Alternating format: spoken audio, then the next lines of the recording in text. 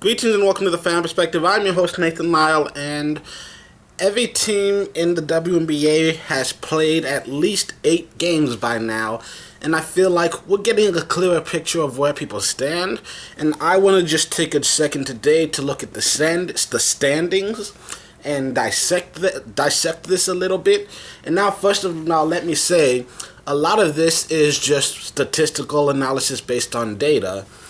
Today it's Sunday. I just watched some games today. It's the first time I've been able to just sit down and enjoy just a day of WNBA games. Most games this year, if I watch it at all, I get to see the first quarter or two, or I come home in time to see the end of it. It's been a weird summer for me. So I haven't seen a lot of games. A lot of it, like I said, looking at the highlights, looking at the stats, reading a lot of other people's opinions. So I may not be the foremost expert on this. That being said, I was never an expert to begin with. I'm not paid to do this shit. So, here's my opinion based on what I do know. And we're going to just walk our way up in the standings. First of all, you got the Dallas Wings and Atlanta Dream at the bottom of the standings. I'm only shocked about one of those.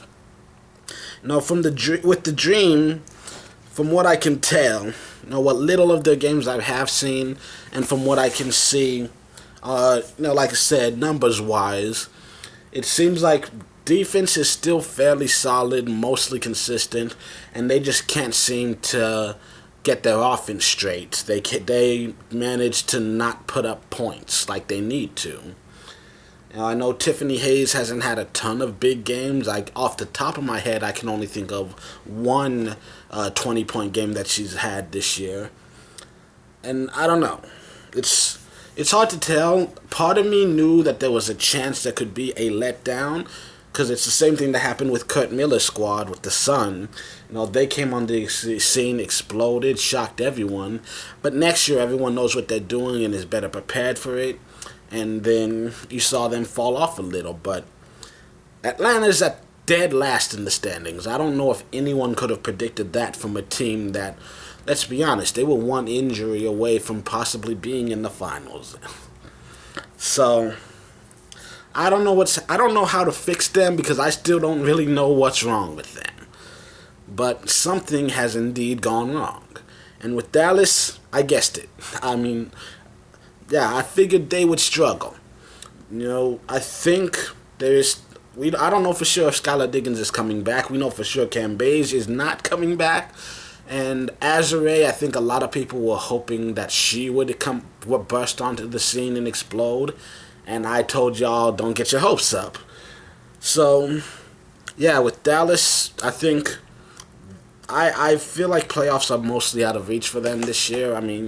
Technically, they're still in the fight right now. They're not too far behind, but the way that they've played so far, it just doesn't feel that hopeful. It seems a bit naive to hold on to the prayers that they could get in. Like Atlanta, you never know. I think the talent is obviously there, and if they just figure a couple things out, and maybe if Angel does manage to make a return, I can see Atlanta jumping up. Dallas, on the other hand, I think you just got to start looking at all the college players that are going to be graduating next season, see who can help us, or them. Then you got the New York Liberty, and from my perspective, there are times when they've played surprisingly bad. There are times when they've played surprisingly good. Still not 100% sure what to think about this team. The talent is obviously there, and it looks like maybe with the development of Kia Nurse and the arrival of Asia Durr, combining that with Tina Charles, they could have a new big three in New York. You saw Amanda Zawibi have one huge offensive explosion with that 40-point game. But I feel like her efforts on defense have been an even bigger standout. Having such a good all-around playmaker in your starting lineup is a huge benefit. I think with New York, the talent is there, obviously, because it's what we said last year. This was a team that had 3 straight years in the playoffs. They were the top of the Eastern Conference, constantly getting 20 games. And their roster didn't change that much last year, and somehow they managed to drop all the way to the bottom. So this is a team that if they somehow manage to get things figured out, it wouldn't be a shock to see them in the playoffs. But I couldn't tell you how long it'll take to figure it out. All I know for sure is they got the goods. They have the talent available that they're capable of winning. And it's just a matter of figuring out how to make it all work together in a very competitive league with a lot of strong teams. And then you have the Phoenix Mercury, which, 3-5 does not seem like that awful a record. They still got plenty of time to turn it around. You never know. They could still end up with 20 wins on the season. That being said, I did not expect them to struggle this much. And I think with losing Diana Taurasi, yes, they lose an offensive playmaker and a fairly solid defender considering her age. But even more importantly, you lose depth because you've got to take someone off the bench to replace her, which they never had much of a bench to begin with. You lose leadership, and you lose that fiery, passionate playmaking that Diana Taurasi brings. She's got this undeniable fire that I don't know if anyone in the league can really match. She's got that ferocity, that tenacity. There's some things you just can't replicate. So, yeah, I think with them, they're struggling a little, but the talent is still there. BG and Mana are still playing fairly well. Their bench is atrocious.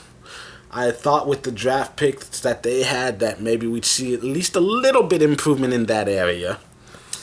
But I don't know. I haven't actually seen. I think I've seen 1/4 of Phoenix of this season. So, but I can't tell you for sure what's going wrong if I can't actually see them play. But from a numbers standpoint, it looks, they're getting zero production from the bench, and I think Taurasi coming back will be a huge boost. I don't think that'll be enough to fix all of their problems, but I definitely see this team, as the season progresses, continually improving. I fully expect them to be in the playoffs. And then there's the Los Angeles Sparks, and part of me just wants to say I told you so and leave it at that. I feel like this team, obviously, the talent is there. There's no doubt about that. They've got some young, unproven players that I feel like, maybe they could step up some. That being said, Candace Parker and Alana Beards just came back, and they're not 100% yet. You're not seeing the kind of production out of them that this team maybe needs. But that being said, this is still a strong enough roster. They should be able to make moves. They are currently in the playoffs, and I feel like they probably will most likely hang on to that spot. I wouldn't be shocked to see them fall out, though. The one thing I said at the beginning of the season that I'm going to keep saying until they win a championship, honestly, is that I have no reason to believe in Derek Fisher's coaching abilities. We all know he's smart, but there's more to being a coach than just being smart. And there's more to it than just knowing the game of basketball. You've got to be able to connect with the players. You've got to be able to have... There's so much more that goes into... it's like being a cook. Just because you know how to cook dinner for yourself doesn't make you a professional chef. There's a lot... You can know the basics of it and understand how to do the job and still not be able to do the job well.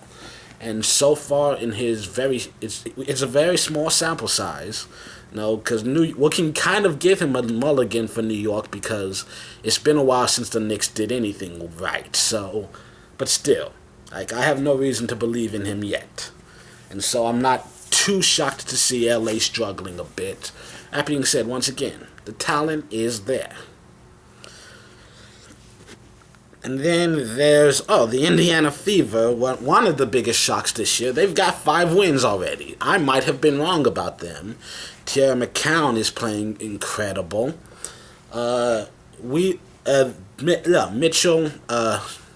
Kelsey Mitchell, she's been up and down, but she's showing us that she's showing us in short bursts what she's capable of. If she can consistently give the production that they need, the sky's the limit for them. And honestly, I still have trouble believing they're going to make the playoffs this year. They've gotten off to an incredible start. There's always the potential that they could still end up on a 17-game losing streak somewhere in the middle of the season. So, congratulations to them for how well they've played so far. However, I'm not gonna, bet. Yeah, I'm not gonna bet my loan on them winning a championship. That being said, yeah, you definitely see a lot of growth from last year to this one.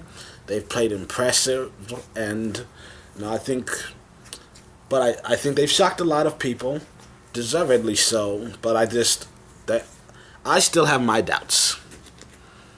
Like I would be very shocked to see them in the postseason. And don't forget, half the reason they're up as high as they are is because other teams in this league are struggling far more than other people thought they would, and those teams were only getting to about a third of the way through the season. There's still plenty of time for people to get things to straighten things out, or for the good teams to mess things up, which is a good note to take on because the Fever are the last team under 500. Now we get to the Minnesota Lynx at 5-5, which is about where I would have put them after 10 games. I said they'd be solid, that they'd be consistent, that they'd always be, what's the word I'm looking for? Like, yes, they'd always be in the games. We knew that. Now they started off 3-0, then lost 4 of their next 5. So, no, was it 5 of the next 6? Yeah, that's what happened. But either way, they fell off. They started off well, then they struggled. It looks like they're riding the ship again. But I think with Minnesota, that's about what you can expect. They're a solid team. They're gonna have an up and down season. So I feel like they're probably in place for good. That they're gonna just keep hovering around that middle area. Then you've got the Las Vegas Aces. They got 5-4, and I'm not sure exactly what to make of them yet. I think part of it is just still getting used to each other, and the season's still young. They're trying to figure out how to make all this work. But honestly, yeah, 5-4 is not a bad record, and I can't say I was expecting them to start 10-0. But I feel like we've only seen a small sample of how brilliant they are capable of being. They've had some struggles here and there, but I mean, look at their roster and how much talent is there, and they've got incredible depth as well. I expect this team by the end of the year to have at least a first round bye, if not a 2-round bye. I feel like they're gonna rise as the season goes. They will continue to get better, to play better and win more. I still have high expectations for them, even though they kind of flopped out of the gate. And then we're to the top 4. And one thing that I've noticed with all of these teams have in common, between the 4 of them, there are 2 total home losses. They say that the recipe for success is to win at home, split on the road. 2 of these teams are undefeated at home, and they have basically a 500 record on the road. Now, Mystics, they're 4-2. They have the best road record, and Sun at 3-2. Everyone else is like 2-2 and 3-4. All these other teams in the league, the ones at the bottom, the Wings and Dream have yet to win on the road. The Liberty, the Mercury, the Lynx, they each have 1 road win. So these are teams that they're doing what they need to, and that's where it all starts. Handle your business at home and just hope for the best when you travel. And then, so with Seattle, I think the biggest shock, and it probably shouldn't be a shock. I think I just maybe underestimated how impactful Howard was and how good she is. It's her second year in this system, and but like Seattle's a good team, and I think I'd probably put them in the same boat as Minnesota. You can expect them to do what they need to do. Without Stewie, I don't think I'd have trouble believing they could even win 1 playoff game. But I'd have no trouble with the way they're playing right now. I have no trouble believing they'll make the playoffs. Natasha Howard definitely deserves to be an All-Star this year, and I think a lot of people are considering her an MVP candidate, and I'm wondering, can you get Most Improved and MVP the same season? Who knows? Can you get Most Improved 2 years in a row? That would be something. Wait, did she? She didn't get that last year, did she? I don't remember. I'd have to double check. But yeah, overall, I'd say she's definitely playing very well. And she's definitely the one guiding this team. Lloyd, she's had her up and downs, but she's playing fairly well. Overall, this team is playing fairly well, and if they weren't missing so many people, they'd probably be dominating. So considering the fact that Canada's out right now, Sue's out, they should be able. This is a team that will get better as the season progresses. Just assuming they're gonna get healthy. Yeah. And then you've got the Chicago Sky. Big surprise, not as big as Indiana actually winning half of their games, but Chicago is a team that I've said this for the past 2 years, and they've disappointed me that they're a team good enough to win. And I didn't want to believe in them because, once again, they've been disappointing me recently, but they do have talent. They're capable of winning, and James Wade seems to be getting things right. Good chance he's in the running for Coach of the Year, just for the fact that, hey, first year here, and he takes a team that's had no success since the Deladon trade and gets them to the playoffs. Are they going to stay in the playoffs? Who knows? They've got a somewhat of a cushion now, and like I said, they're doing what they need to. 4-1 at home, 2-2 on the road. So if you keep that up, they'll stay near the top. You got Sluty, one of the best point guards in the game. Diamond, she's really coming into her own. They've got a bench that has some explosiveness on it. This is a team capable of making a run. The biggest question is, can they keep up this production for the entire season? Because we're still early. So I'm not betting my mortgage on this. We're going to wait and see what happens down the road. But definitely deserve props for how well they started.